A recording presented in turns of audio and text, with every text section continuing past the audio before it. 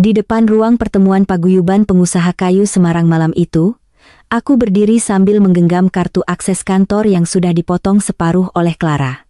Suara kipas tua di langit-langit bercampur dengan bisik-bisik orang gereja yang selama ini memanggilku Mbak Maya dengan senyum ramah setiap hari Minggu. Tapi malam itu, mereka memandangku seperti pencuri yang tertangkap basah. Di layar proyektor, angka-angka merah dari audit perusahaan memenuhi ruangan. Johannes Widodo berdiri di depan semua orang dengan wajah penuh kekecewaan palsu, seolah-olah ia baru saja mengetahui menantu perempuannya menghancurkan nama baik keluarga. "Saya sudah anggap kamu anak sendiri," katanya pelan, tapi cukup keras untuk membuat semua orang diam. "Tapi kamu memindahkan uang ekspor ke rekening keluargamu sendiri." Tenggorokanku tercekat. Aku bahkan belum sempat menyentuh map laporan di meja ketika Tante Rosi menggeleng pelan sambil berbisik kepada ibu-ibu gereja di sebelahnya. "Kasihan Pak Johannes," katanya cukup keras agar terdengar semua orang. "Sudah dibantu sejak gadis itu miskin, malah dibalas begini." Aku ingin membela diri. Ingin mengatakan bahwa angka di layar itu bukan laporan asli. Ingin menjelaskan bahwa aku yang membangun seluruh sistem kode ekspor perusahaan selama bertahun-tahun. Tapi Dimas malah menatapku dengan wajah pucat seperti orang yang baru sadar dirinya hidup bersama orang asing. "Maya." Suaranya serak. "Kamu benar melakukan ini?" Kalimat itu menghantam lebih keras daripada tuduhan Johannes. 8 tahun menikah. 8 tahun bekerja untuk keluarga mereka. Dan suamiku memilih bertanya seperti itu di depan semua orang. Aku melihat Elang berdiri di dekat pintu bersama pengasuh rumah. Anak itu menggigit bibir sambil menatapku ketakutan. Aku masih ingat matanya ketika Johannes berkata, "Mulai malam ini Maya tidak boleh masuk kantor lagi. Semua akses dicabut." Clara langsung berjalan ke arahku, meminta kartu akses dengan tangan dingin dan wajah tanpa rasa bersalah. "Maaf, Bu," katanya lirih, padahal matanya bahkan tidak mau menatapku. "Ini keputusan keluarga." Keputusan keluarga. Kalimat yang selama bertahun-tahun selalu dipakai untuk mengingatkanku bahwa aku bukan darah Widodo. Aku menyerahkan kartu itu sambil menahan tangan agar tidak gemetar. Tepat saat kartu berpindah ke tangan Clara, Johannes berkata lagi, "Dan mulai malam ini, Maya keluar dari rumah keluarga sampai masalah ini selesai." Ruangan mendadak sunyi. Aku mendengar seseorang menarik napas panjang. Ada yang menunduk, ada yang pura-pura sibuk minum kopi. Tapi tidak ada satupun yang membelaku. Bahkan Pastor Adrian yang duduk di pojok hanya memandang Johannes dengan alis berkerut tanpa bicara apa-apa. Aku akhirnya menatap mertuaku lurus-lurus. "Bapak tahu saya tidak pernah mengambil uang perusahaan." Johannes tidak berkedip sedikit pun. Orang bersalah selalu bilang begitu. Malam itu aku keluar dari ruangan paguyuban dengan kepala terasa kosong. Hujan turun deras di luar gereja tua tempat rapat diadakan. Aku sempat berharap Dimas mengejarku, tapi yang keluar justru Hendrik sambil menyalakan rokok dengan tangan gemetar. Adik iparku itu bahkan tidak berani menatapku. "Sudahlah, Mbak," katanya pendek. "Kalau Mbak diam dulu, mungkin Papa nggak akan bawa ini ke polisi." Aku tertawa kecil karena terlalu marah untuk menangis. "Kamu juga percaya aku mencuri?" Hendrik diam terlalu lama. Dan justru diamnya membuatku sadar sesuatu jauh lebih buruk sedang terjadi. Saat aku sampai di rumah keluarga di Semarang malam itu, koperku sudah ada di depan pintu kamar. Tante Rosi duduk di ruang tamu bersama 2 kerabat gereja sambil pura-pura tidak memperhatikanku. Elang tidak diizinkan keluar kamar. Ketika aku mencoba masuk, salah satu pembantu berkata pelan bahwa Pak Johannes melarangku menemui anakku dulu malam ini karena suasana sedang panas. Aku hampir kehilangan akal saat itu. "Saya ibunya," bentakku. Tapi Johannes muncul dari ruang kerja dengan langkah pelan dan tatapan dingin. "Kalau kamu sayang Elang, jangan bikin keributan." Aku masih ingat bagaimana suara hujan menetes dari talang rumah ketika aku masuk ke ruang kerja tua milik almarhum kakek mertua untuk mengambil beberapa dokumen pribadi. Di atas meja kayu jati tua itu berdiri patung Garuda ukir kecil yang sudah puluhan tahun ada di sana. Patung itu dulu hanya pajangan biasa bagiku. Almarhum kakek Dimas sering membersihkan debunya sendiri sambil bercerita tentang masa awal bisnis furnitur keluarga di Jepara. Tapi malam itu ada sesuatu yang membuat tengkuku dingin. Posisi patung itu berubah, sedikit miring ke kanan. Orang lain mungkin tidak akan menyadarinya.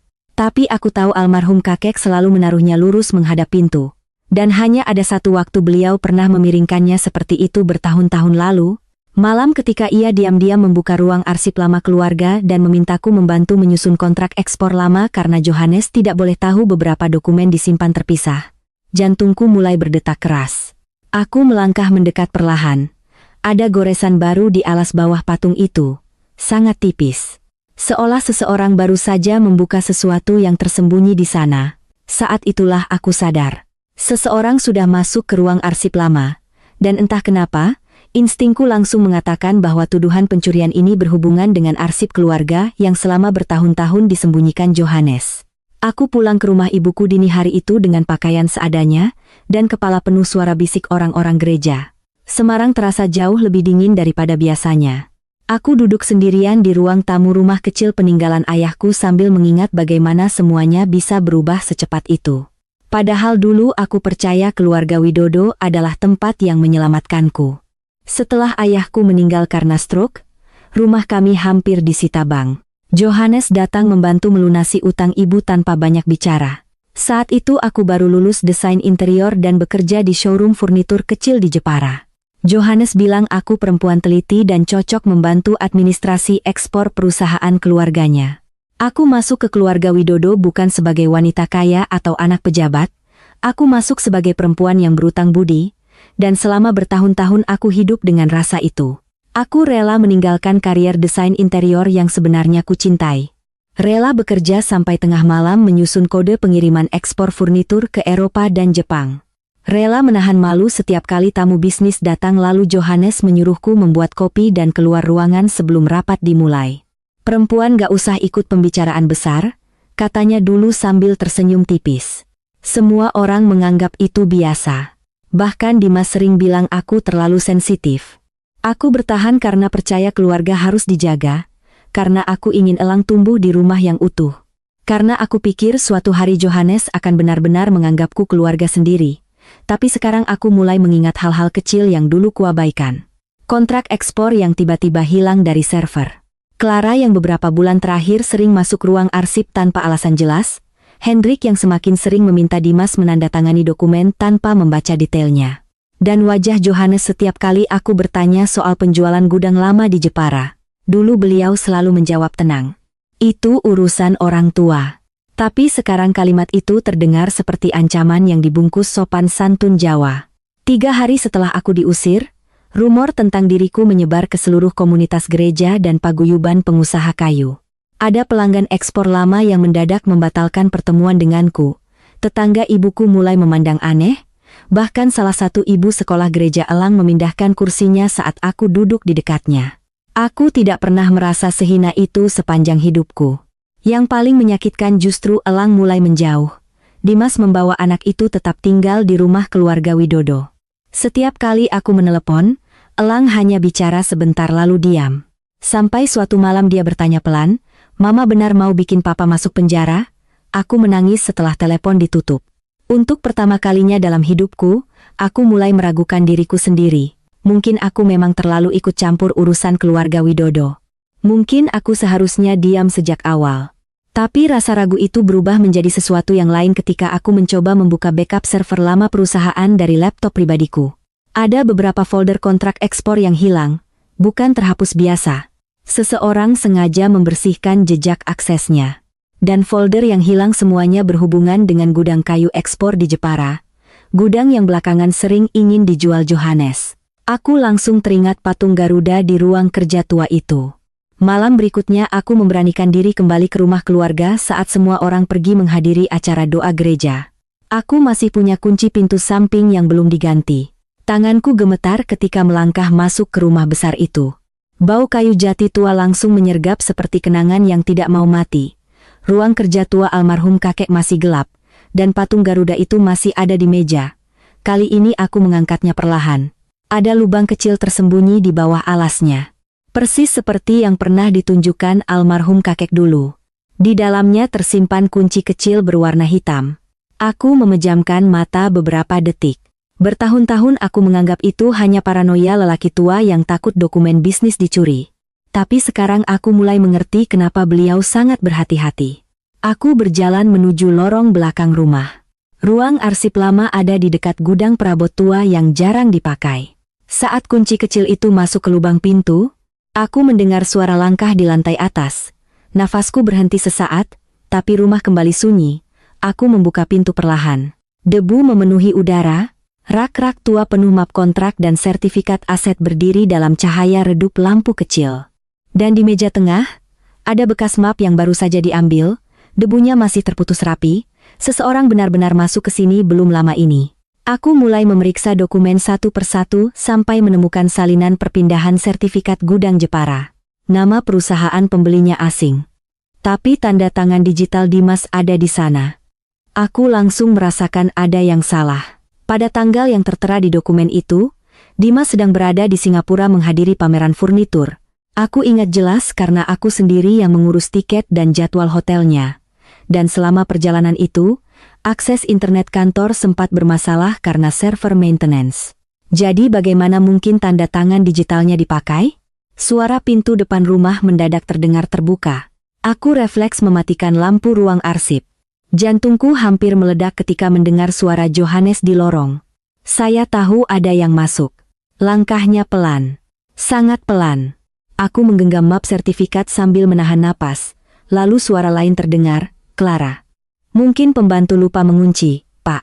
Aku melihat cahaya senter bergerak di bawah celah pintu. Johannes diam cukup lama sebelum berkata pelan, kalau Maya kembali ke rumah ini, kabari saya dulu. Aku menutup mulutku sendiri agar tidak mengeluarkan suara. Setelah langkah mereka menjauh, aku baru sadar tanganku dingin sekali. Malam itu aku membawa pulang salinan sertifikat gudang, dan beberapa arsip lama diam-diam. Aku belum punya bukti cukup untuk melawan. Tapi untuk pertama kalinya sejak dipermalukan di depan paguyuban, aku tahu aku tidak gila. Ada sesuatu yang benar-benar disembunyikan keluarga Widodo. Hari-hari berikutnya berubah menjadi mimpi buruk. Akses rekening perusahaan benar-benar dicabut. Nomor teleponku diblokir beberapa rekan bisnis lama. Tante Rosi terus menyebarkan cerita bahwa aku diam-diam ingin membawa kabur Elang dan menjual saham keluarga. Bahkan ibuku mulai takut rumah kami diawasi orang suruhan Johannes. Aku mencoba bicara dengan Dimas beberapa kali, tapi dia selalu terdengar lelah dan bingung. Papa cuma mau lindungi perusahaan, katanya suatu malam. Kalau memang ada salah paham, nanti juga selesai. Aku hampir tertawa mendengarnya. Salah paham? Namaku dihancurkan di depan komunitas gereja, anakku dijauhkan dariku, dan suamiku masih menyebut ini salah paham. Tapi sesuatu berubah ketika aku bertemu Beni secara tidak sengaja di warung kopi dekat pelabuhan Semarang. Mantan mandor gudang itu dulu pernah ikut memfitnahku soal kesalahan pengiriman kayu demi menyelamatkan posisinya sendiri. Aku tidak pernah lupa bagaimana dia membiarkanku dimarahi Johannes sendirian. Jadi ketika dia mendekat dengan wajah pucat, aku langsung ingin pergi. Bu Maya, katanya cepat. Saya perlu ngomong. Aku menatap dingin. Sudah selesai bikin saya hancur? Beni menunduk lama sebelum mengeluarkan amplop coklat kusut dari tasnya. Saya dulu salah, katanya pelan. Tapi sekarang mereka mau jadikan saya kambing hitam juga. Di dalam amplop itu ada salinan surat pengiriman kayu ilegal ke perusahaan lain di Kudus. Nama perusahaan pembelinya sama dengan yang tercantum di dokumen penjualan gudang Jepara. Tanganku mulai gemetar lagi. Ini apa? Tanyaku lirih. Beni mengusap wajah kasar penuh keringat. Pak Johannes jual kayu keluar tanpa masuk laporan resmi. Hendrik yang urus uangnya. Aku menatapnya beberapa detik tanpa suara. Dunia terasa seperti bergerak terlalu cepat. Kenapa baru bilang sekarang? Beni tertawa pahit. Karena saya baru sadar saya bakal dibuang juga kalau semuanya terbongkar. Untuk pertama kalinya, orang yang dulu ikut menghancurkanku justru menjadi satu-satunya orang yang memberiku jalan keluar. Tapi sebelum aku sempat bertanya lebih jauh, ponselku bergetar. Pesan dari nomor Dimas masuk singkat sekali. Elang nangis terus. Dia takut jadi anak pencuri di sekolah. Tolong berhenti bikin masalah dulu. Dadaku seperti diremas sesuatu yang tidak terlihat. Aku membaca pesan itu berkali-kali sampai mataku panas. Dan di saat itulah aku sadar satu hal yang membuatku berhenti takut. Mereka bukan cuma ingin mengusirku dari keluarga Widodo. Mereka sedang membangun cerita agar seluruh kesalahan jatuh kepadaku sebelum aset perusahaan dipindahkan diam-diam. Malam itu aku pulang sambil membawa amplop dari Benny dan patung Garuda kecil yang diam-diam kuambil dari ruang kerja tua beberapa hari sebelumnya. Aku menaruh patung itu di meja rumah ibuku. Dalam cahaya lampu redup, goresan kecil di bawah alasnya terlihat jauh lebih jelas daripada sebelumnya. Seolah seseorang berkali-kali membuka rahasia yang tersembunyi di sana. Aku mengusap kayu ukiran itu perlahan sambil mencoba menyusun semuanya di kepalaku. Lalu aku melihat sesuatu yang sebelumnya tidak kusadari. Ada huruf kecil terukir samar di bagian dalam lubang kunci bawah patung. Bukan ukiran lama. Ukiran itu terlihat baru. Dan ketika aku mendekatkan lampu, aku bisa membaca dua kata pendek yang membuat bulu kudukku berdiri. Ruang kedua. Tepat setelah itu, terdengar suara motor berhenti di depan rumah ibuku tengah malam. Seseorang mengetuk pintu 3 kali. Dan ketika aku mengintip dari balik jendela, aku melihat Clara berdiri di luar sambil menangis membawa sebuah flash disk di tangannya. Clara berdiri di depan rumah ibuku sambil menggenggam flash disk kecil warna hitam dengan tangan gemetar. Hujan belum benar-benar berhenti. Rambutnya basah menempel di pipi, maskara di bawah matanya luntur seperti orang yang sudah menangis lama di dalam mobil sebelum berani turun. Aku tidak langsung membuka pintu. Selama bertahun-tahun perempuan itu menjadi bayangan Johannes di kantor. Semua akses dokumen melewati tangannya. Semua jadwal tanda tangan direkap olehnya. Dan dialah orang pertama yang memotong kartu aksesku di depan paguyuban malam itu. Bu Maya, suaranya pecah. Saya cuma mau ngomong sebentar. Aku tetap diam di balik pintu sampai ibuku keluar dari dapur dengan wajah cemas. Siapa malam-malam begini? Aku menarik napas panjang lalu membuka sedikit rantai pengaman. Mau apa? Clara menunduk sebelum mengangkat flash disk itu perlahan. Kalau saya nggak kasih ini sekarang, saya mungkin nggak punya kesempatan lagi. Kalimatnya membuat tengkuku dingin. Aku akhirnya membiarkannya masuk. Bau hujan dan parfum kantornya memenuhi ruang tamu kecil rumah ibuku. Clara duduk di kursi paling ujung seperti orang takut diusir kapan saja. Tangannya terus meremas flash disk sampai buku-buku jarinya memutih. Pak Johannes tahu saya kesini, saya habis, katanya lirih. Aku menatapnya lama. Kenapa baru takut sekarang? Clara memejamkan mata beberapa detik. Karena saya baru sadar semua ini bukan cuma soal uang. Aku hampir tertawa sinis. Oh ya? Lalu apa? Clara menatapku dengan mata merah. Pak Hendrik pakai hasil penjualan aset buat nutup utang investasi bodong. Tapi setelah audit palsu dipakai buat jatuhin ibu. Mereka mulai pindahin dokumen, supaya semuanya kelihatan seperti ulah ibu dari awal. Dadaku langsung terasa berat lagi. Aku mengambil flash disk dari tangannya tanpa bicara. Apa isinya? Clara menelan ludah. Log akses server kantor. Sama rekaman internal pemindahan file kontrak. Aku membeku beberapa detik. Ini bukan bukti kecil. Kalau benar isi flash disk itu sesuai ucapannya, berarti Clara sedang menyerahkan sesuatu yang bisa menghancurkan Johannes dan dirinya sendiri sekaligus. Tapi sebelum aku sempat membuka laptop, Clara tiba-tiba berkata pelan, Bu Maya pernah bilang ke saya, perusahaan ini dibangun dari kerja orang-orang yang percaya satu sama lain. Aku mengingat kalimat itu samar-samar. Bertahun-tahun lalu saat Clara baru masuk kerja dan menangis, karena dimarahi Johannes soal kesalahan invoice ekspor. Aku yang membelanya waktu itu. Dan sekarang perempuan yang dulu memilih ikut menjatuhkanku datang tengah malam, sambil ketakutan seperti buronan. Kenapa saya harus percaya sama kamu? Tanyaku dingin. Clara menunduk lebih dalam. Karena saya juga dipakai. Aku membuka laptop perlahan. Jari-jariku dingin ketika melihat isi flash disk mulai muncul di layar. Ada histori login server kantor. Ada salinan perpindahan file kontrak. Dan ada satu data yang langsung membuat napasku berhenti. Pada tanggal tanda tangan digital Dimas dipakai untuk menjual gudang Jepara, akun administrator aktif dari komputer kantor Clara selama hampir 3 jam, tepat saat Dimas berada di Singapura. Aku menoleh pelan. Clara langsung menangis. Saya dipaksa, Bu? Dipaksa? Suaraku naik tanpa sadar.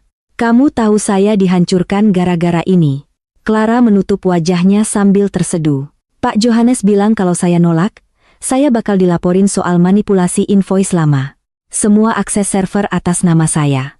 Aku berdiri menjauh beberapa langkah karena marahku mulai tidak terkendali. Selama ini aku mencoba kuat menghadapi fitnah di luar. tapi melihat bukti di depan mata justru terasa lebih menyakitkan. Karena artinya mereka benar-benar merancang kehancuranku pelan-pelan, bukan salah paham, bukan emosi sesaat, tapi rencana. Ibuku yang sejak tadi diam akhirnya bicara pelan, "Mbak Clara, kalau semua ini benar, kenapa kamu nggak lapor polisi?" Clara tertawa kecil sambil menangis. "Karena saya takut." Kalimat itu terdengar begitu jujur sampai aku tidak bisa langsung membencinya lagi, sebab aku sendiri juga takut. Takut kehilangan Elang. Takut kalah melawan keluarga sebesar Widodo. Takut seluruh kota Semarang hanya mengenalku sebagai menantu pencuri uang perusahaan gereja. Malam itu Clara tidak tinggal lama. Sebelum pergi, dia berkata sesuatu yang terus terngiang di kepalaku berhari-hari.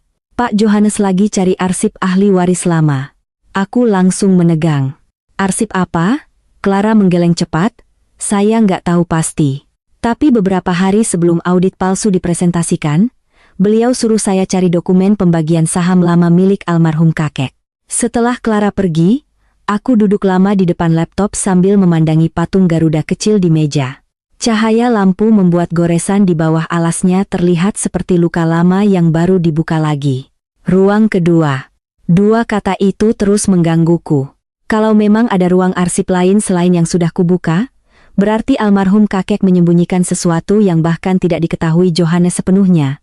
Dan mungkin itulah alasan patung itu digeser malam ketika aku diusir. Aku hampir tidak tidur sampai pagi. Saat matahari mulai muncul, aku memutuskan pergi ke Jepara menemui Benny lagi. Aku perlu tahu lebih banyak soal pengiriman kayu ilegal dan perusahaan cangkang yang dipakai Johannes. Perjalanan dari Semarang terasa lebih panjang dari biasanya. Sepanjang jalan, aku terus memikirkan Elang. Sudah hampir 2 minggu aku tidak bisa memeluk anakku dengan tenang. Setiap kali aku datang ke rumah keluarga, Johannes selalu punya alasan untuk menjauhkan kami. Kadang Elang sedang les, kadang tidur, kadang dibawa Dimas keluar kota. Aku mulai sadar, mereka sengaja membuatku terlihat seperti ibu yang tidak stabil. Dan semakin lama aku diam, semakin mudah mereka merebut semuanya. Gudang Jepara pagi itu dipenuhi bau kayu basah dan suara mesin ukir. Tempat itu dulu terasa seperti rumah kedua bagiku. Aku yang mengatur sebagian besar pengiriman ekspor dari sana. Aku hafal suara para pekerja, ritme truk keluar masuk, bahkan aroma kayu mahoni yang baru dipotong. Tapi ketika aku masuk ke area kantor, beberapa karyawan langsung saling pandang dan diam mendadak. Salah satu staf administrasi pura-pura sibuk melihat layar komputer saat aku menyapa. Aku bisa merasakan bagaimana rumor tentang diriku sudah menyebar sampai ke setiap sudut perusahaan. Benny menungguku di belakang gudang lama dekat ruang pengeringan kayu. Wajahnya terlihat lebih tua daripada minggu lalu. "Bu Maya, jangan lama-lama di sini," katanya cepat. "Pak Hendrik sering datang sekarang." Aku langsung mengeluarkan salinan dokumen dari tas. "Perusahaan pembeli ini siapa sebenarnya?" Benny melihat sekeliling sebelum menjawab lirih. "Perusahaan pinjaman nama, pemilik resminya teman lama Pak Johannes di Kudus, tapi yang urus pembayaran Pak Hendrik." Aku menggenggam map lebih erat. "Gudang Jepara sudah dijual?" Benny menggeleng. "Belum selesai. Tapi sebagian kayu dan alat produksi sudah dipindah diam-diam." Kalimat itu membuat dadaku panas. Gudang itu bukan cuma aset bisnis. Itu bagian sejarah keluarga. Tempat almarhum kakek memulai usaha ukiran kecil sebelum berkembang jadi eksportir besar. Dan Johannes menjualnya diam-diam sambil menuduhku mencuri uang perusahaan. "Ada bukti perpindahan barang?" tanyaku cepat. Benny ragu beberapa detik sebelum mengeluarkan ponsel lama dari sakunya. Dia membuka beberapa foto truk malam hari di area gudang. Tanggalnya sesuai dengan minggu-minggu ketika Johannes sibuk menyebarkan rumor tentang audit. "Saya simpan diam-diam," katanya pelan. "Karena saya curiga kalau nanti semua salah dilempar ke saya." Aku melihat salah satu foto lebih dekat. Di belakang truk terlihat Clara sedang berdiri dekat ruang server gudang. Dan di sisi kanan foto, ada Hendrik berbicara dengan seseorang memakai topi hitam. Meski wajahnya tidak jelas, tubuh orang itu terasa familiar. "Siapa ini?" tanyaku. Benny menggeleng. "Saya nggak tahu, tapi aku tahu. Atau setidaknya aku hampir yakin. Orang itu mirip notaris keluarga Widodo yang beberapa bulan lalu mendadak sering datang malam-malam ke rumah Semarang. Saat itulah ponselku berbunyi. Nama Dimas muncul di layar. Aku langsung menjawab cepat, "Elang gimana?" Tapi suara Dimas justru terdengar aneh. Tegang. Kamu di Jepara? Aku diam sesaat. Kenapa? Dia menarik napas panjang. Papa tahu. Jantungku langsung turun. Tahu apa? Kalau kamu mulai cari dokumen gudang. Aku mendengar suara pintu ditutup di sisi sana sebelum Dimas melanjutkan lebih pelan. Maya, berhenti sebelum semuanya makin buruk. Aku memejamkan mata karena lelah mendengar kalimat itu lagi. Lebih buruk dari apa? Nama saya sudah hancur. Dimas diam cukup lama sebelum berkata sesuatu yang membuatku merinding. Papa bilang kalau kamu terus buka arsip lama, kamu gak akan pernah ketemu Elang lagi tanpa pengacara. Suara mesin pemotong kayu di gudang mendadak terasa jauh sekali. Aku menoleh ke arah para pekerja yang sibuk memanggul papan jati tanpa tahu hidupku sedang runtuh sedikit demi sedikit. Jadi sekarang ayahmu ancam saya pakai anak saya sendiri? Tanyaku lirih. Dimas terdengar frustasi. Aku cuma kasih tahu. Aku menahan air mata agar tidak jatuh di depan Benny. Dan kamu percaya semua ini? Tidak ada jawaban beberapa detik. Lalu Dimas berkata sangat pelan, aku mulai nggak tahu harus percaya siapa. Telepon terputus. Aku berdiri lama sambil menatap layar ponsel yang gelap. Dulu aku pasti akan hancur mendengar suamiku meragukanku seperti itu. Tapi sekarang rasa sakitnya berubah jadi sesuatu yang lain. Dingin, seperti bagian dalam diriku mulai mati pelan-pelan. Hari itu aku memutuskan pergi ke kantor notaris yang sering dipakai keluarga Widodo. Aku tahu risikonya besar. Tapi aku juga tahu Johannes terlalu percaya diri untuk membersihkan semua jejak. Kantor notaris itu berada di daerah tua Semarang dekat pelabuhan. Bau kertas lembab dan pendingin ruangan tua langsung menyambut ketika aku masuk. Resepsionis langsung terlihat gugup mengenaliku. Bu Maya, katanya pelan, Pak Notaris lagi sibuk. Aku tersenyum tipis. Saya tunggu. Hampir 1 jam aku duduk di ruang tunggu sambil merasakan tatapan orang-orang yang pura-pura tidak mengenaliku. Sampai akhirnya seorang staf muda keluar membawa beberapa map. Dan di atas map paling atas, aku melihat logo perusahaan cangkang yang sama dengan dokumen penjualan gudang. Nafasku tertahan sesaat. Aku berdiri spontan. Maaf, itu dokumen apa? Staf itu langsung panik dan menutupi map. Bukan urusan ibu. Tepat saat itu pintu ruang notaris terbuka, dan Johannes keluar bersama Hendrik. Dunia seperti berhenti beberapa detik. Wajah Johannes langsung mengeras melihatku berdiri di sana. Kamu ngikutin saya sekarang? Suaranya rendah tapi tajam. Aku berusaha tetap tenang. Saya cuma ingin tahu kenapa gudang Jepara dijual diam-diam. Hendrik langsung pucat, tapi Johannes malah tertawa kecil. Masih berani bicara soal aset keluarga? Setelah mencuri uang perusahaan, beberapa orang di ruang tunggu mulai memperhatikan kami, dan seperti biasa, Johannes tahu persis bagaimana mempermalukanku di depan umum. Pak, kataku menahan suara gemetar. Saya tahu tanda tangan Dimas dipakai saat dia di luar negeri. Senyum Johannes hilang sesaat, sangat singkat. Tapi aku melihatnya, dan itu cukup membuatku yakin aku sedang mendekati sesuatu yang benar. Kamu pikir ngerti bisnis besar hanya karena urus administrasi, katanya dingin. Jangan lupa posisi kamu di keluarga ini dari awal. Kalimat itu menusuk lebih dalam daripada yang ia sadari. Karena selama bertahun-tahun memang itulah yang selalu kuterima. Aku cuma menantu luar. Perempuan yang diminta menyajikan kopi lalu keluar ruangan. Perempuan yang bekerja membangun sistem ekspor tapi dianggap tidak cukup penting untuk tahu soal warisan. Dan justru karena mereka terus menganggapku bodoh, mereka lupa aku menyimpan terlalu banyak hal di kepala. Johannes melangkah mendekat sampai wajahnya sangat dekat denganku. Kalau kamu terus gali arsip lama, katanya pelan, saya pastikan kamu kehilangan hak asuh Elang. Untuk pertama kalinya sejak semua ini dimulai, aku benar-benar takut. Bukan takut pada dirinya, tapi takut karena aku tahu dia mampu melakukannya. Nama baik keluarga Widodo jauh lebih kuat daripada seorang perempuan yang sudah dicap pencuri di komunitas gereja. Aku bahkan membayangkan Elang tumbuh dengan cerita bahwa ibunya menghancurkan perusahaan keluarganya sendiri. Malam itu aku pulang dalam keadaan hampir menyerah. Aku duduk sendirian di ruang tamu sambil memandangi patung Garuda di meja. Ibuku sudah tidur. Rumah kecil itu sunyi sekali sampai suara jarum jam terdengar keras. Aku mulai bertanya pada diriku sendiri apakah semua ini layak diteruskan. Mungkin Johannes benar. Mungkin aku tidak akan pernah menang melawan nama besar keluarga itu. Mungkin aku cuma akan kehilangan elang dan hidup sendirian dengan reputasi rusak. Tanganku tanpa sadar menyentuh bagian bawah patung. Goresannya terasa kasar di ujung jari. Dan tiba-tiba aku teringat sesuatu yang pernah dikatakan almarhum kakek saat pertama kali menunjukkan ruang arsip lama kepadaku bertahun-tahun lalu. Kalau suatu hari keluarga ini lupa malu pada leluhurnya, arsip akan bicara lebih jujur daripada manusia. Dulu aku menganggap itu cuma kalimat orang tua. Tapi malam itu, kalimat itu berubah makna. Aku langsung berdiri dan membuka kembali seluruh salinan data dari flash disk Clara. Aku mencocokkan waktu login server dengan histori perpindahan file. Lalu aku membuka backup email lama perusahaan yang kusimpan diam-diam sejak bertahun-tahun lalu, dan di sana aku menemukan sesuatu yang membuat napasku tercekat. Ada email otomatis dari server pusat yang dulu kukonfigurasi sendiri. Email itu mencatat lokasi perangkat yang memakai akses administrator malam penjualan gudang diproses. Lokasinya bukan dari ruang direktur, bukan dari laptop Dimas, tapi dari komputer sekretaris kantor Clara.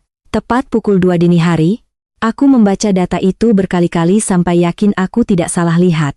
Lalu aku melihat satu lampiran kecil yang sebelumnya tidak kusadari. Rekaman kamera internal lorong kantor malam itu. Filenya rusak sebagian. Tapi saat kubuka, gambar buram hitam putih muncul perlahan, dan di menit terakhir rekaman, terlihat jelas seseorang keluar dari ruang server sambil membawa map besar berlogo arsip ahli waris keluarga Widodo. Orang itu bukan Clara, bukan Hendrik, orang itu adalah Dimas. Aku menatap layar laptop tanpa berkedip sementara rekaman hitam putih itu terus berjalan patah-patah. Dimas keluar dari ruang server sambil membawa map besar berlogo arsip ahli waris keluarga Widodo. Langkahnya cepat, wajahnya tegang, dan tepat sebelum kamera mati, dia sempat menoleh ke belakang seperti takut seseorang melihatnya. Dadaku langsung sesak. Selama berminggu-minggu aku mencoba bertahan dengan keyakinan bahwa suamiku hanya diperalat ayahnya. Tapi rekaman itu membuat semuanya terasa jauh lebih rumit. Aku memutar ulang video itu berkali-kali sampai kepalaku sakit sendiri. Tetap Dimas. Tidak mungkin salah. Jam di layar menunjukkan pukul 2:17 dini hari. Malam yang sama ketika dokumen penjualan gudang diproses diam-diam, aku mundur dari meja perlahan sambil menatap patung Garuda di samping laptop. Bayangan ukiran sayapnya jatuh panjang di dinding rumah ibuku. Untuk pertama kalinya sejak semua ini dimulai, aku benar-benar tidak tahu harus percaya kepada siapa. Kalau Dimas ikut mengambil arsip ahli waris, berarti dia tahu lebih banyak daripada yang selama ini dia akui. Tapi kalau memang dia bagian dari semua ini, kenapa beberapa hari terakhir suaranya terdengar seperti orang yang mulai ketakutan? Aku nyaris tidak tidur sampai pagi. Saat matahari mulai naik, aku akhirnya memberanikan diri menelepon Dimas. Telepon berdering lama sebelum diangkat. Halo, suaranya berat, seperti belum tidur juga. Aku langsung bicara tanpa basa-basi. Aku lihat rekaman server. Sunyi beberapa detik. Rekaman apa? Jangan bohong lagi. Suaraku mulai gemetar sendiri. Aku lihat kamu keluar dari ruang server sambil bawa map ahli waris malam penjualan gudang diproses. Nafas Dimas terdengar berubah. Dan diamnya kali ini lebih jujur daripada 1000 penjelasan. Maya, katanya pelan sekali. Kamu nggak ngerti semuanya. Aku tertawa pahit. Kalimat itu lagi. Dengar dulu. Untuk pertama kalinya sejak kami menikah, aku mendengar ketakutan nyata di suara suamiku. Aku nggak tahu dokumen itu dipakai buat apa waktu itu. Aku menutup mata sebentar karena marah dan lelah bercampur jadi satu. Tapi kamu ambil arsipnya, Papa suruh. Jawaban itu keluar terlalu cepat. Refleks. Dan justru karena terlalu cepat, aku tahu itu bukan kebohongan yang disiapkan. Papa bilang ada masalah pembaruan dokumen saham keluarga, lanjutnya. Dia bilang kalau nggak segera diurus, hak waris elang bisa kacau. Nama anak kami membuat dadaku langsung terasa kosong. Jadi kamu percaya begitu saja? Tanyaku lirih. Dia ayahku, Maya. Kalimat itu menghantam lebih keras daripada yang mungkin ia sadari. Karena di balik semua konflik ini, ternyata Dimas memang selalu memilih percaya pada Johannes lebih dulu sebelum padaku. Aku baru sadar ada yang aneh setelah audit itu keluar, katanya cepat, seperti takut aku menutup telepon. Papa minta aku tanda tangan beberapa file digital sebelum aku ke Singapura. Katanya cuma pembaruan kontrak ekspor. Aku langsung teringat kebiasaan Hendrik membawa tumpukan dokumen mendadak sebelum perjalanan bisnis. Selama ini aku mengira itu hanya kelalaian administrasi perusahaan keluarga yang terlalu besar. Tapi sekarang semuanya mulai membentuk pola yang membuat perutku mual. "Kamu tahu gudang Jepara mau dijual?" tanyaku. Dimas diam lagi, dan kali ini diamnya terlalu lama. "Aku tahu sebagian," jawabnya akhirnya. "Tapi aku nggak tahu hasilnya dipakai buat nutup utang Hendrik." Aku langsung berdiri dari kursi karena emosi mulai naik lagi. "Elang dipakai buat bikin kamu tanda tangan dokumen warisan, Mas." Untuk pertama kalinya aku mendengar suara Dimas pecah. "Aku tahu." Kalimat itu meledak tiba-tiba sampai aku sendiri terdiam. Nafasnya terdengar berat di telepon. Aku baru tahu semuanya beberapa hari terakhir. Aku menggenggam ponsel lebih erat, lalu sekarang. Dimas tidak langsung menjawab. Ketika akhirnya bicara, suaranya jauh lebih pelan. "Papa mau pindahin sebagian saham perusahaan atas nama yayasan keluarga. Tapi nama Elang dihapus dari daftar ahli waris utama." Dunia terasa berhenti sesaat. Aku menatap kosong ke dinding rumah sambil mencoba memahami kalimat itu. Selama ini Johannes selalu bicara soal menjaga warisan keluarga untuk cucunya. Tapi ternyata justru cucunya sendiri sedang disingkirkan diam-diam supaya aset bisa dipindahkan sebelum semuanya terbongkar. Dan aku baru sadar alasan sebenarnya kenapa Johannes begitu ngotot menghancurkanku. Selama aku masih ada, aku bisa membaca semua transaksi lama perusahaan. Aku bisa menemukan pola manipulasi dokumen yang mereka kira tidak akan pernah diperhatikan menantu administrasi. "Maya," suara Dimas terdengar makin rendah. "Aku mau ketemu." Aku hampir menjawab tidak. Tapi sesuatu di dalam diriku tahu aku membutuhkan penjelasan langsung, bukan sebagai istri, tapi sebagai orang yang sedang mencoba memahami seberapa besar kebusukan keluarga ini sebenarnya. Kami bertemu malam itu di gereja tua dekat kawasan Kota Lama Semarang. Tempat yang dulu sering kami datangi setelah menikah. Hujan tipis turun membasahi halaman gereja. Lampu kuning tua membuat wajah Dimas terlihat jauh lebih lelah daripada biasanya. Dia duduk di bangku kayu paling belakang sambil memegang map hitam di pangkuannya. Dan saat aku melihat matanya, aku sadar pria ini juga mulai runtuh sedikit demi sedikit. "Kamu kurus," katanya pelan. Aku hampir tertawa mendengarnya. Setelah semua yang terjadi, kalimat pertama yang keluar justru itu. "Aku nggak datang buat nostalgia." Dimas mengangguk kecil lalu menyerahkan map hitam itu kepadaku. "Aku ambil ini dari ruang kerja Papa." Tanganku menegang saat membuka map. Di dalamnya ada salinan perubahan struktur saham keluarga Widodo. Nama Elang memang masih ada, tapi porsinya dipindahkan menjadi sangat kecil. Sebagian besar saham dialihkan ke yayasan baru yang dikendalikan Johannes dan Hendrik. "Ini belum final," kata Dimas cepat. "Tapi notaris sudah mulai proses."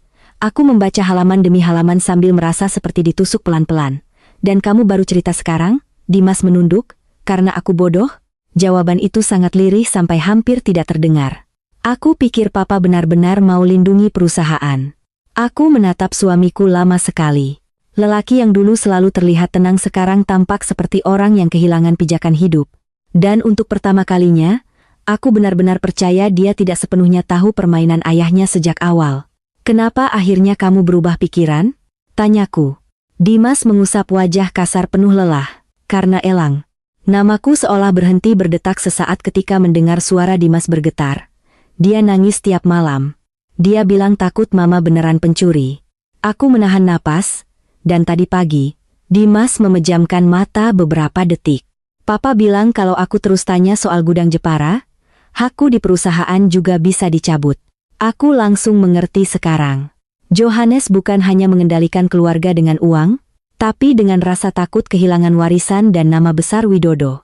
Semua orang di keluarga itu hidup di bawah bayangannya terlalu lama sampai tidak sadar sedang dipakai satu persatu.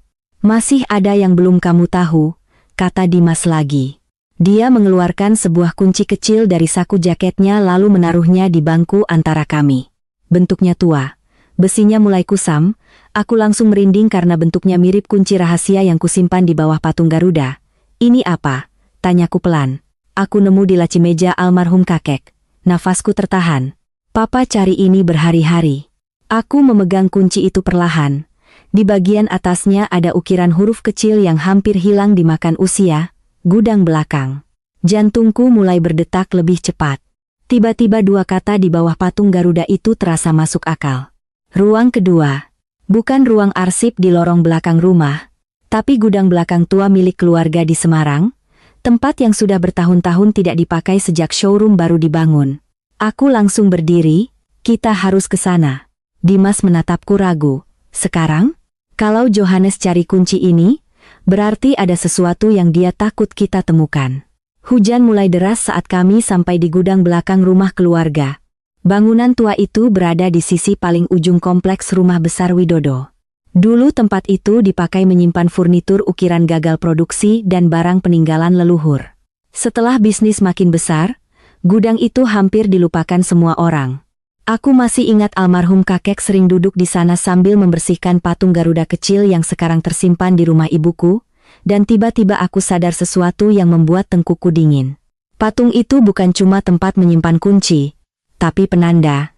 Penanda bahwa seluruh rahasia keluarga tersembunyi di tempat-tempat yang dianggap tidak penting oleh orang lain. Kami masuk lewat pintu samping yang sudah berdebu. Bau kayu tua dan udara lembab langsung menyergap.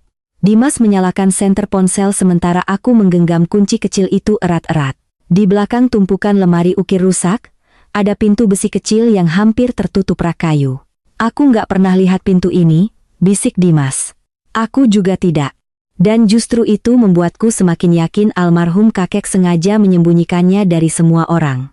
Tanganku gemetar saat memasukkan kunci. Pintu terbuka pelan dengan suara besi berkarat. Di dalamnya ada ruangan kecil penuh lemari arsip tua dan kotak dokumen. Debu beterbangan saat kami masuk. Di meja tengah ruangan, ada foto hitam putih almarhum kakek bersama pekerja pertama perusahaan furnitur Widodo. Dan di samping foto itu, berdiri patung Garuda kecil lain dengan bentuk hampir sama seperti milikku. Tapi yang ini retak di bagian sayap kiri. Aku mendekat perlahan. Ada amplop besar di bawah patung itu. Namaku tertulis di depannya dengan tulisan tangan almarhum kakek, Maya. Lututku hampir lemas saat membuka amplop itu. Di dalamnya ada surat tua dan beberapa salinan dokumen ahli waris asli perusahaan. Aku membaca surat itu dengan tangan gemetar. Kalau kamu membaca ini, berarti keluarga sudah mulai saling memakan demi warisan. Air mataku langsung jatuh tanpa bisa kutahan. Dimas berdiri membeku di sampingku. Surat itu menjelaskan sesuatu yang selama ini disembunyikan Johannes. Almarhum kakek ternyata pernah mengubah pembagian warisan setelah mengetahui Hendrik memiliki masalah utang besar sejak muda. Sebagian besar saham perusahaan seharusnya langsung turun kepada cucu pertama keluarga, yaitu Elang, melalui pengawasan bersama ahli waris utama perusahaan. Dan salah satu pengawas yang ditunjuk secara resmi adalah aku, bukan Johannes, bukan Hendrik, aku. Tanganku mulai dingin membaca bagian berikutnya. Almarhum kakek menulis bahwa Johannes terlalu terobsesi mempertahankan kuasa keluarga sampai rela mengorbankan siapa saja. Dia takut kehilangan kendali lebih daripada kehilangan keluarga.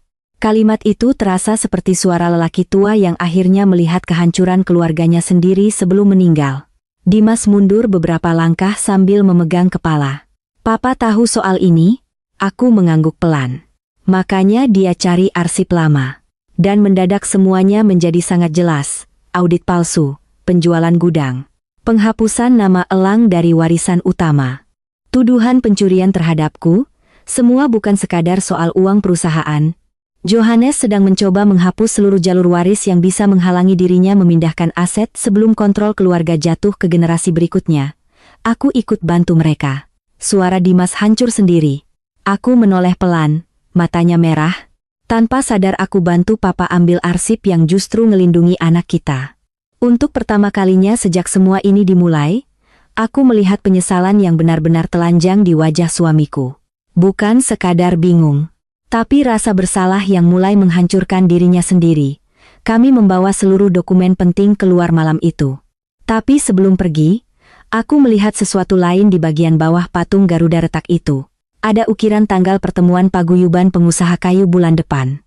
Tepat hari ketika proses final perpindahan saham akan diumumkan ke keluarga besar dan mitra bisnis.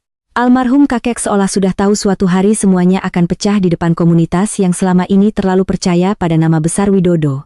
Hari-hari setelah penemuan itu berubah jadi persiapan perang yang sebenarnya. Aku menemui Pastor Adrian secara diam-diam dan menunjukkan sebagian dokumen warisan asli. Wajah pastor itu langsung berubah pucat ketika membaca audit perusahaan yang ternyata tidak sesuai dengan data transaksi asli. Ini bisa menghancurkan komunitas gereja, katanya pelan. Aku tersenyum pahit.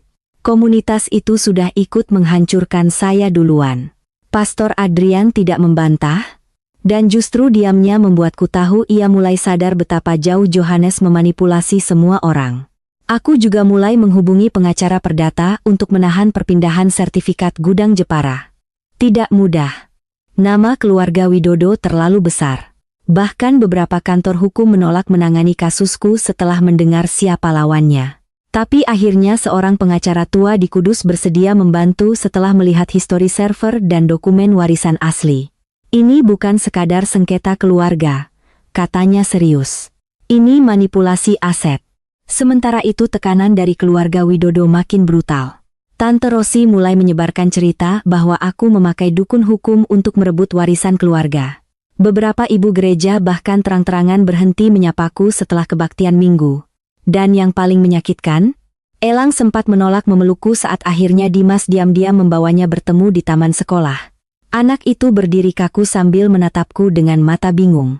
"Mama benar bikin keluarga kita rusak?" tanyanya pelan. Aku hampir tidak kuat berdiri mendengar pertanyaan itu, tapi sebelum aku menjawab, Dimas tiba-tiba jongkok di depan anak kami dan berkata lirih, "Bukan mama yang rusakin keluarga." Aku menoleh cepat. Dimas tidak menatapku. Dia menatap tanah sambil menggenggam tangan Elang erat-erat. Dan saat itu aku tahu, suamiku akhirnya benar-benar melihat siapa ayahnya sendiri. Seminggu sebelum pertemuan paguyuban besar, Clara meneleponku tengah malam sambil menangis panik. "Pak Johannes tahu saya kasih flash disk ke ibu." "Nah Bu," dadaku langsung menegang. "Kamu di mana?" "Di kantor." Suaranya gemetar hebat. Beliau lagi pindahin dokumen dari ruang direktur. Aku langsung berdiri dari tempat tidur. "Jangan sendirian di sana." Tapi Clara justru berkata sesuatu yang membuat darahku seperti berhenti mengalir. "Bu Maya, saya baru lihat rekening pendidikan Elang juga dipindahkan." Aku memejamkan mata beberapa detik. Bahkan uang sekolah anakku pun ikut mereka sentuh. "Dengar," kataku pelan tapi tegas. "Besok kita buka semuanya."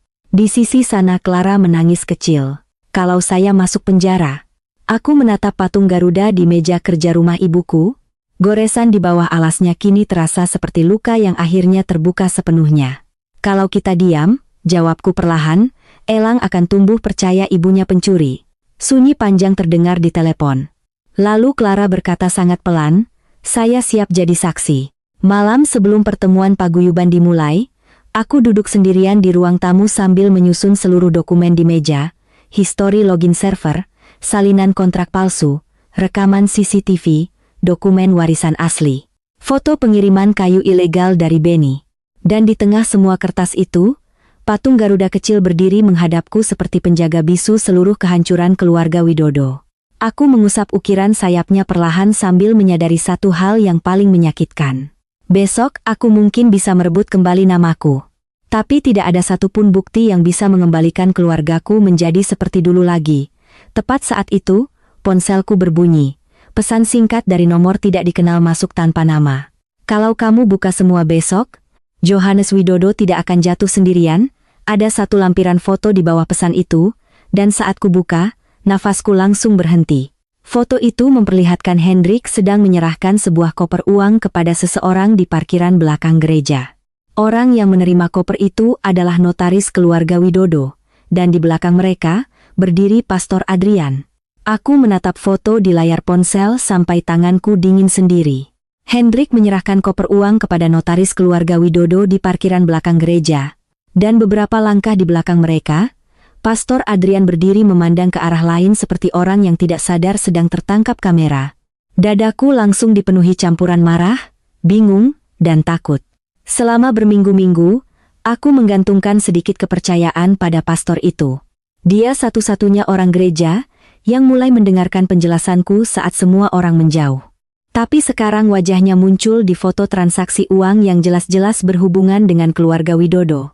Aku langsung menelepon nomor tidak dikenal itu. Tidak aktif.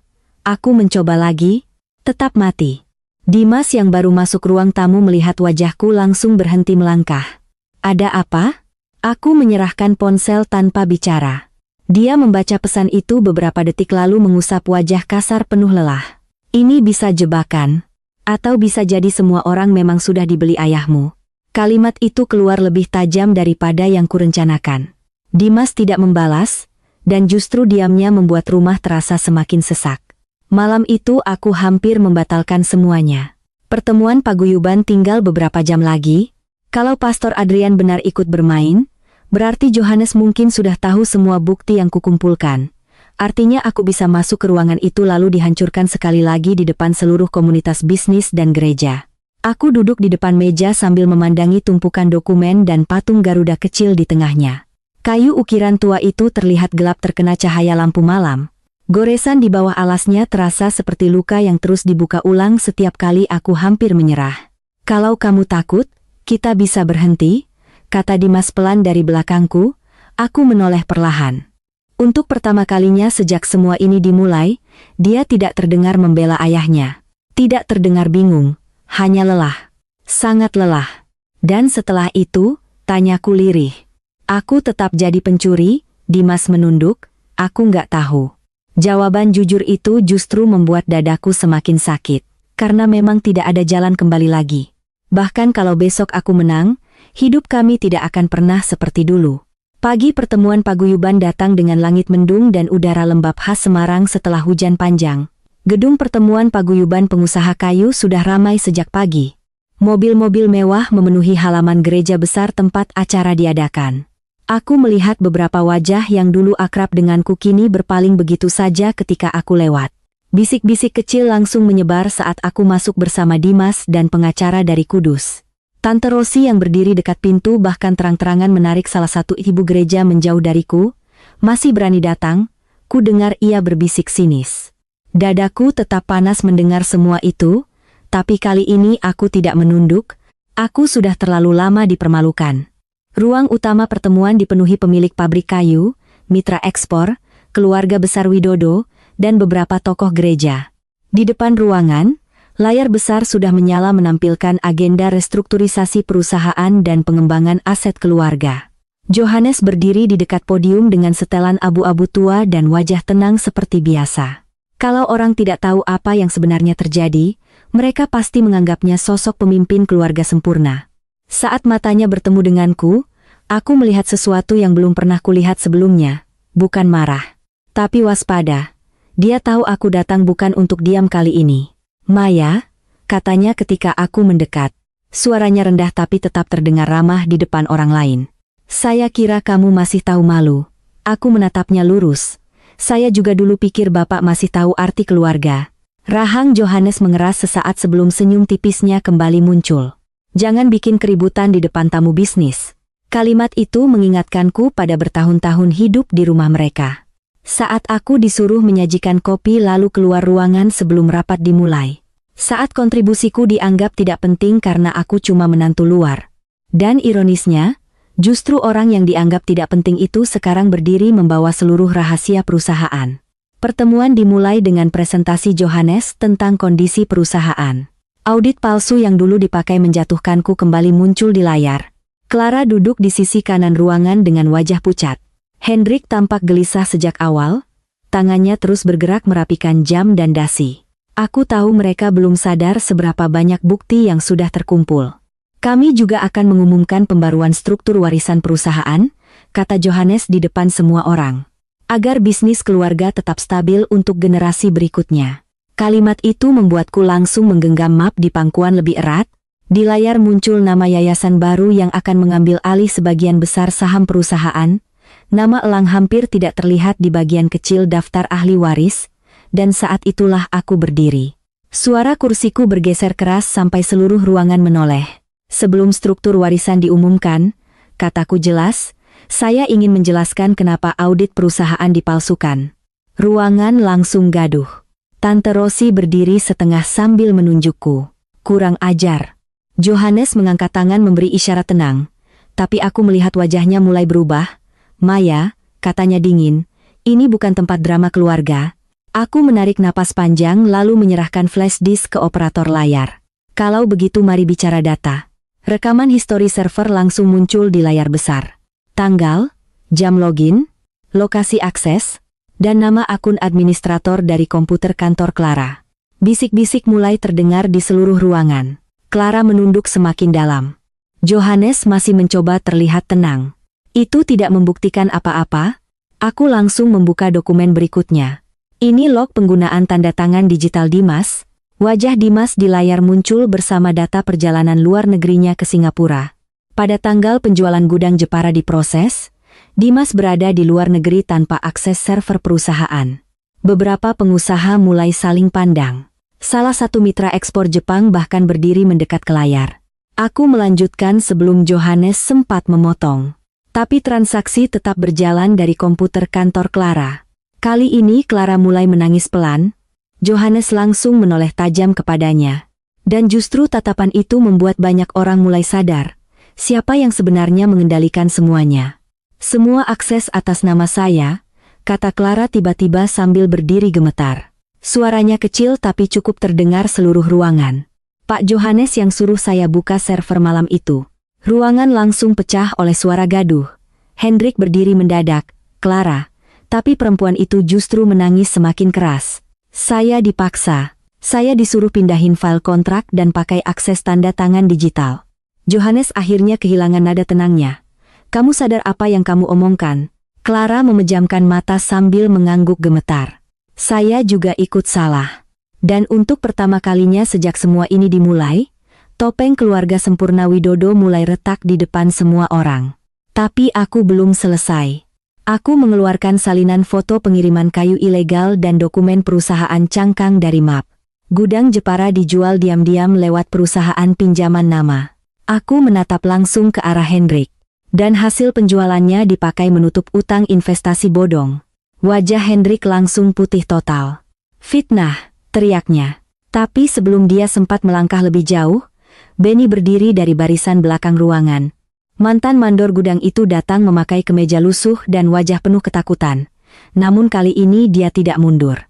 Saya yang tanda tangan surat pengiriman palsu, katanya keras. Pak Hendrik bilang itu cuma sementara. Ruangan mendadak sunyi.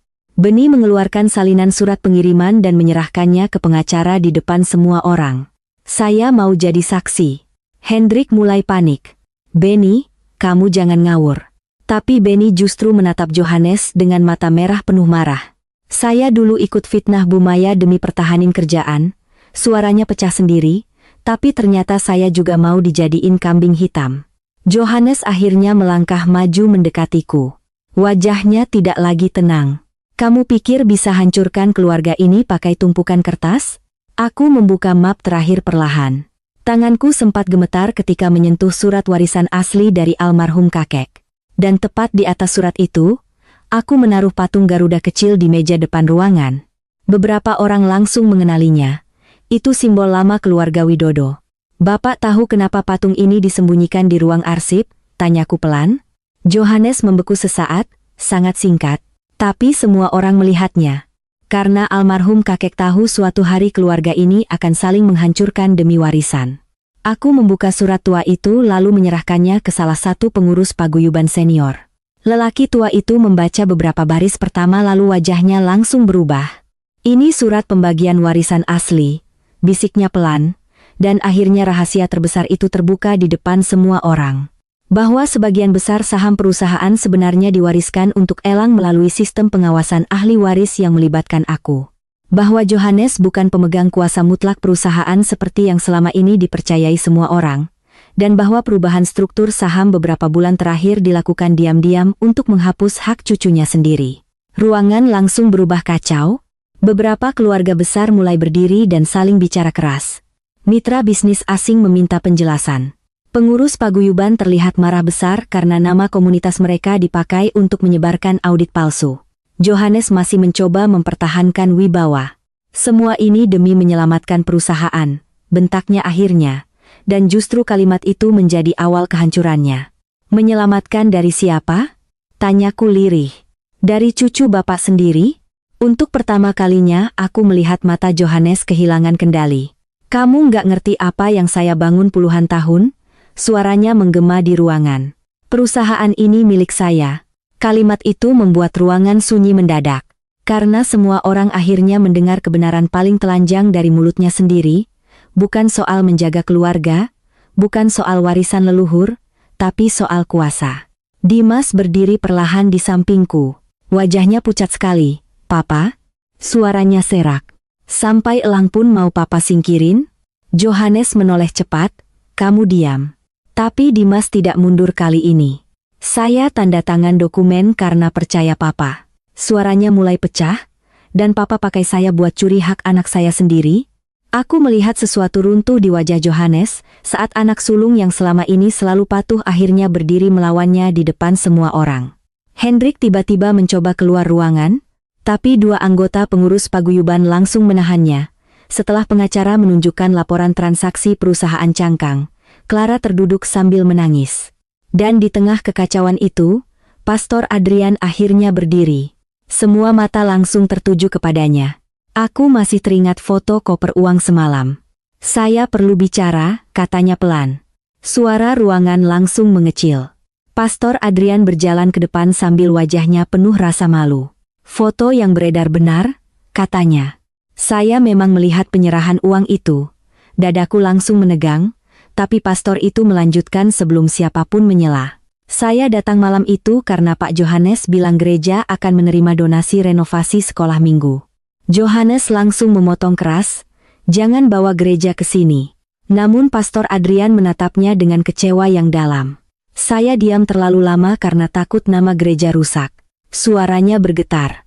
"Tapi setelah melihat apa yang terjadi pada Maya dan Elang, saya sadar diam juga dosa."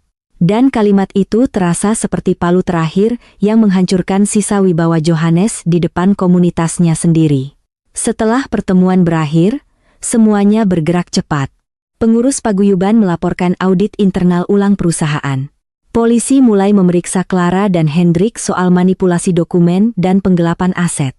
Proses perpindahan gudang Jepara dibekukan pengadilan perdata.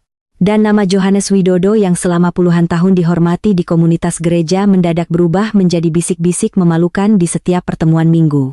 Tapi kemenangan itu tidak terasa seperti kemenangan penuh. Beberapa hari setelah semua terbongkar, Dimas duduk di rumah ibuku sambil menatap kosong halaman depan. "Papa nggak mau ketemu aku lagi," katanya lirih. Aku tidak tahu harus menjawab apa. Hubungan ayah dan anak itu sudah retak terlalu dalam. Dan tidak ada bukti atau pengadilan yang bisa memperbaikinya. Elang akhirnya kembali tinggal bersamaku setelah proses hukum sementara selesai. Tapi anak itu berubah. Dia jadi lebih pendiam. Suatu malam dia bertanya sambil memeluk bantal kecilnya, "Kenapa kakek bohong terus?" Aku tidak bisa menjawab cepat. Karena aku sendiri masih mencoba memahami bagaimana keluarga yang dulu kuanggap tempat berlindung ternyata dibangun di atas rasa takut kehilangan kuasa. Beberapa bulan kemudian aku pindah ke Kudus bersama Elang. Aku membuka studio furnitur kecil dengan desain sendiri. Tidak sebesar perusahaan Widodo. Tidak punya showroom mewah. Tapi untuk pertama kalinya dalam hidupku, aku bekerja tanpa harus meminta izin untuk bicara di ruang rapat. Kadang masih ada pelanggan lama yang mengenal namaku dari skandal keluarga Widodo. Kadang masih ada bisik-bisik di gereja tentang bagaimana aku menghancurkan keluarga sendiri. Dan mungkin sebagian orang akan terus percaya begitu. Tapi aku sudah terlalu lelah mengejar penilaian manusia. Dimas beberapa kali datang menemui Elang di Kudus. Hubungan kami tidak pernah benar-benar kembali, seperti dulu. Kami terlalu banyak kehilangan di tengah perang itu. Kadang kami masih bisa duduk diam sambil minum kopi dan membicarakan sekolah Elang. Tapi ada luka yang tidak bisa dipulihkan hanya dengan permintaan maaf. Sementara itu Johannes memilih mengurung diri di rumah besar Semarang setelah audit perusahaan berjalan. Banyak mitra bisnis memutus kontrak. Beberapa aset keluarga disita sementara untuk penyelidikan. Dan nama besar yang selama ini begitu dijaga akhirnya runtuh justru karena kebohongan yang ia bangun sendiri. Suatu sore di studio kecilku di Kudus, Elang sedang menggambar desain kursi di lantai ketika mataku jatuh pada patung Garuda kecil di meja kerja. Sayap ukirannya masih sama. Goresan di bawah alasnya masih terlihat jelas. Dulu benda itu simbol kebanggaan keluarga Widodo. Sekarang ia hanya pengingat bahwa orang yang paling sering bicara soal kehormatan ternyata pernah menjual keluarganya sendiri demi mempertahankan kekuasaan. Aku mengusap patung itu perlahan lalu menatap Elang yang tertawa kecil karena tangannya belepotan cat kayu. Dan untuk pertama kalinya setelah semua kehancuran itu, Aku sadar satu hal sederhana. Rumah ternyata bukan tempat yang paling keras bicara soal nama baik. Rumah adalah tempat di mana seorang anak tidak perlu takut disebut anak pencuri hanya karena orang dewasa terlalu serakah menjaga warisan mereka sendiri.